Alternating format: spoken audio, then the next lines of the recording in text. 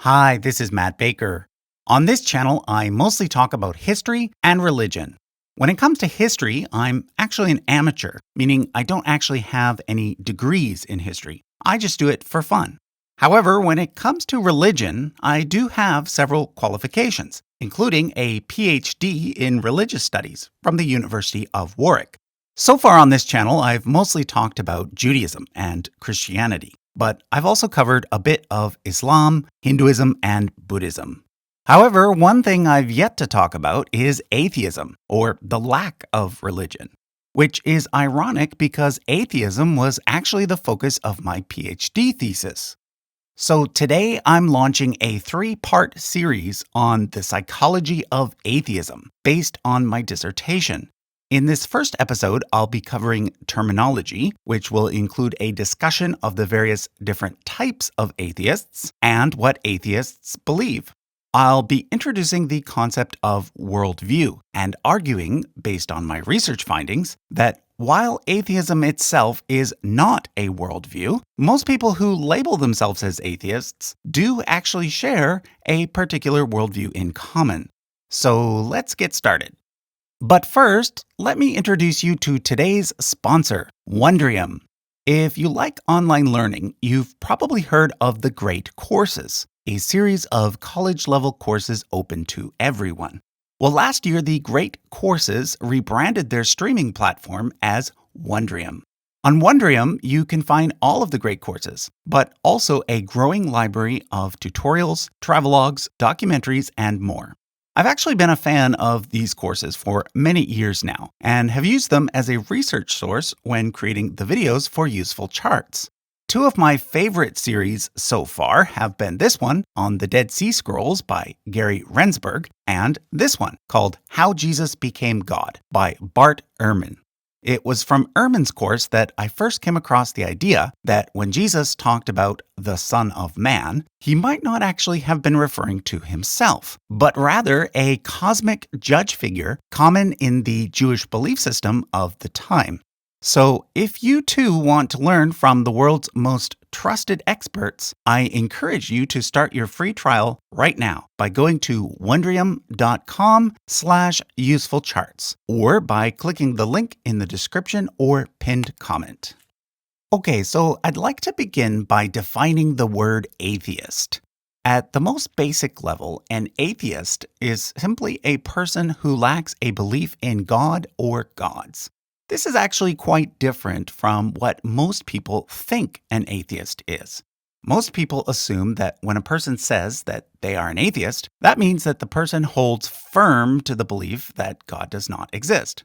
But that's not necessarily true. At birth, we are all atheists because we are too young to understand the concept of God, and therefore, by default, we lack a belief in one. Some human cultures, although it's rare nowadays, have evolved to simply not have any God concept, and therefore everyone in those cultures could be called atheist. In other words, they wouldn't say that God doesn't exist. They'd simply say, God? What's that? Then, of course, there are those who are truly undecided. We sometimes call such people agnostics, but that's not really correct either. I'll get to that soon. For now, my point is that if someone is truly on the fence, that means they do not currently hold a belief in God, and therefore, once again, by default, they are an atheist. Finally, there are those who really, truly do not care. If a person simply doesn't care enough to have ever seriously considered the question of whether or not there is a God, that means that they do not possess a belief in one. So they're an atheist too. Of course, there does exist a type of atheist who would quite proudly state, I firmly believe that there is no such thing as a God or gods. So how do we distinguish the more broad category from this more narrow one? Well, over the years, scholars have come up with several terms, the most common being negative atheist versus positive atheist, although I've also seen soft versus hard and weak versus strong. Basically, all of these distinctions mean the same thing. A negative, soft, or weak atheist is simply someone who lacks a belief in God, whereas a positive, hard, or strong atheist is someone who possesses the belief that God does not exist. However, there is another set of terms that I find even more useful: implicit atheist versus explicit atheist. These were first introduced in the book Atheism, The Case Against God by George Smith, and they do not actually map perfectly onto the negative versus positive concept. Because on the negative side, there exists a group of people that I have not yet mentioned. These people have come into contact with the idea of God and are old enough to understand it.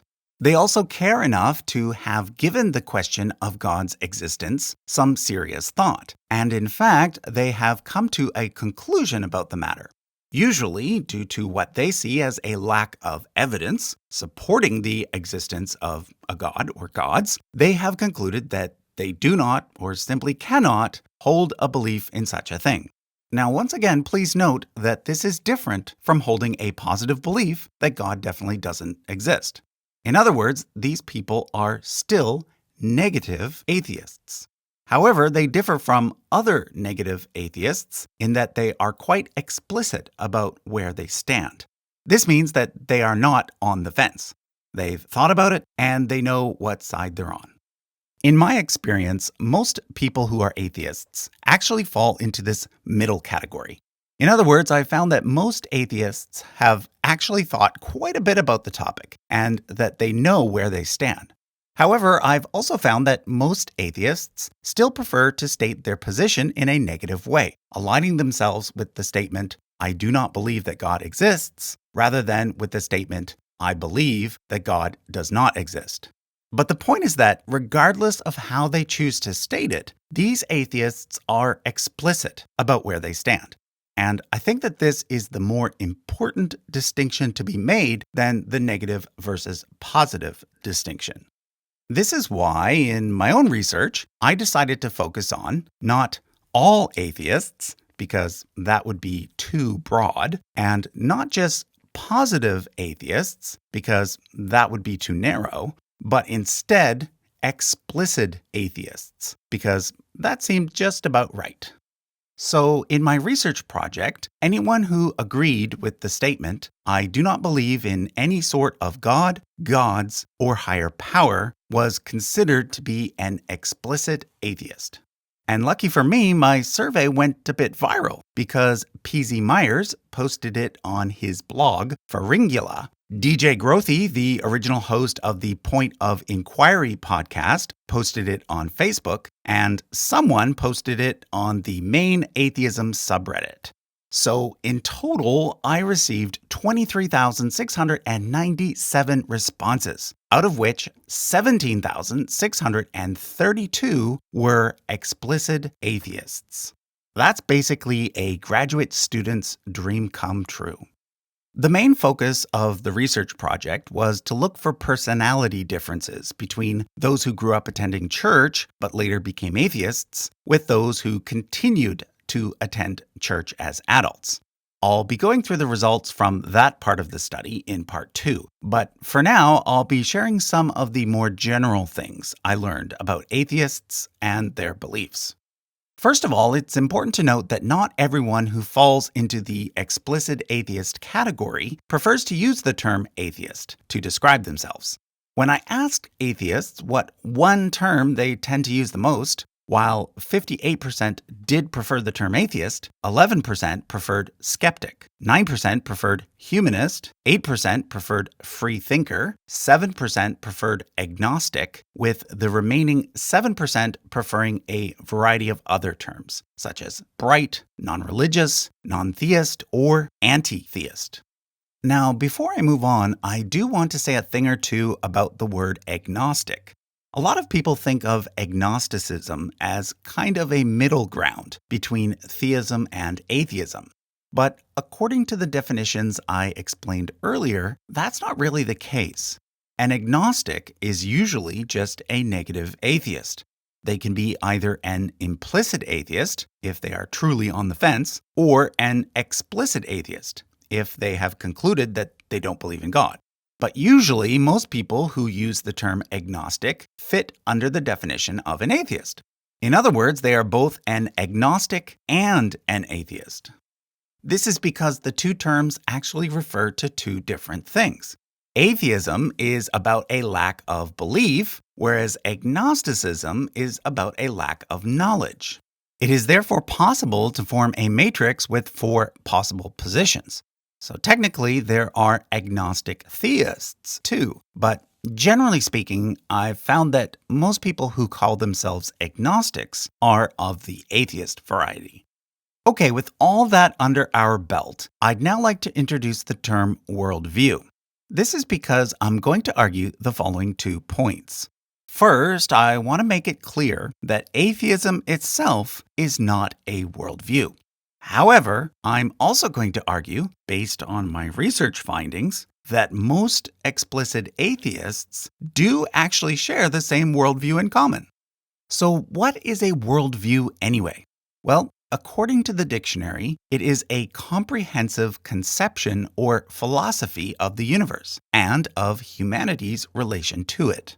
As part of my research, I looked at several different ways that this can be broken down further. And what I found is that a person's worldview needs to include at least 3 main components. First, it has to have an ontology. Ontology is concerned with the nature of reality. So, for example, some people believe that the world is made up entirely of physical stuff, or matter, a position called materialism, or more broadly, naturalism. A second group of people believe that the world is made up of both physical stuff and non-physical stuff, a position called dualism. Such people are open to the idea of a supernatural world existing alongside the natural world. Finally, a third group of people believes that only non-physical stuff is really real. In other words, the physical world is just an illusion, and in reality, we all actually exist in some sort of huge hive mind or something like that. A person's position on ontology greatly impacts their beliefs about how the universe came to exist and where it's heading. So, for example, if you're a naturalist, you believe that the universe, or perhaps the multiverse, is self-existing, and that as a human, one must find one's own meaning and purpose in it. But on the other hand, if you're open to the idea of the supernatural, you probably believe that God, or something like God, created the universe, and that there's some sort of divine purpose to the whole thing. The second thing a worldview has to have is an epistemology. Epistemology is concerned with how we are able to know things. So, do we obtain knowledge entirely through human reason and through the scientific method? Or can we obtain knowledge in other ways, such as through divinely inspired books, or through looking inward to what God or some other supernatural force might be telling us? Finally, a worldview has to have an axiology. Axiology is concerned with values. So things like what is good and what is bad, as well as what is right and what is wrong. So my first point is that atheism actually has nothing directly to say about any of these things. Atheism is simply about one thing and one thing only, the existence of God or gods. So if someone says that they are an atheist, all you really know about that person is that they do not hold a belief in God or gods. While this probably means that they are a naturalist, it is possible to be an atheist and a dualist. For example, some Eastern religions do not have a god or gods, but still see mental activities as being non-material. Likewise, you can't make assumptions about an atheist's epistemology or axiology either. This is in contrast to humanism or secular humanism, which is in fact a full-fledged worldview. I took a look at several manifestos put out by humanist organizations and found that they all include some very specific position statements on ontology, epistemology, and axiology. Humanists are decidedly naturalist, aligned with science and reason, and interested in making the world a better place. In order to explore whether or not most explicit atheists adhere to the humanist worldview, I took some statements directly from the humanist manifestos and included them in my research survey. This allowed me to compare how atheists responded to those statements with how theists responded to them. And what I discovered is that atheists align very strongly with the worldview of humanism, whereas theists do not. So, in particular, I found that the vast majority of atheists have an ontology that is decidedly naturalist, meaning that they believe that the natural world is all that exists and all that has ever existed. This was in contrast to theists, who were much more likely to believe in the existence of a spirit world, or in a soul that lives on after death, or that the universe was created by God. In terms of epistemology, again, I found that the vast majority of atheists believe that human reason alone should be the foundation of knowledge, whereas theists were open to divine revelation. Finally, as you might have guessed, axiology was the one area where atheists and theists were in agreement. For example, both groups agreed that it is good to help those who are less fortunate and that we should try to avoid harming others. The conclusion that I was able to draw from all of this is that while atheism itself is not a worldview, most atheists, at least in the Western world, do tend to share the same worldview in common, the worldview of humanism, which is based on some very specific philosophical positions. So, to sum up, in addition to not believing in God or gods, most atheists do believe in the following things: that the physical material world is all that exists, that the universe is self-existing, that science and reason are the only ways to obtain knowledge. Now, here's why I think that making a connection between atheism and the humanist worldview is important. I've noticed that in debates between atheists and theists, atheists often like to put all the burden of proof on theists. This is because theism is, by definition, a positive position, whereas atheism is, by definition, a negative position. However, what I'd like to see more of is discussions that are based around the concept of worldview. At the worldview level, both groups have positive beliefs, and therefore both groups have to defend them. Okay, so in the next episode of this series, which I'll likely post in about a month or so, I'll be delving into some of the more interesting findings from my research, those that relate to personality and how theists differ from atheists on various psychological measures. For now, if you're interested in reading my entire PhD thesis, I do have a few copies available in a book format. You can find a link to that in the description. And don't forget to check out Wondrium. Not only do they have some great content relating to history and religion, they also have lots of other great categories as well. Once again, you can find them by using the link in the description or pinned comment, or by going directly to wondrium.com/usefulcharts. Thanks for watching.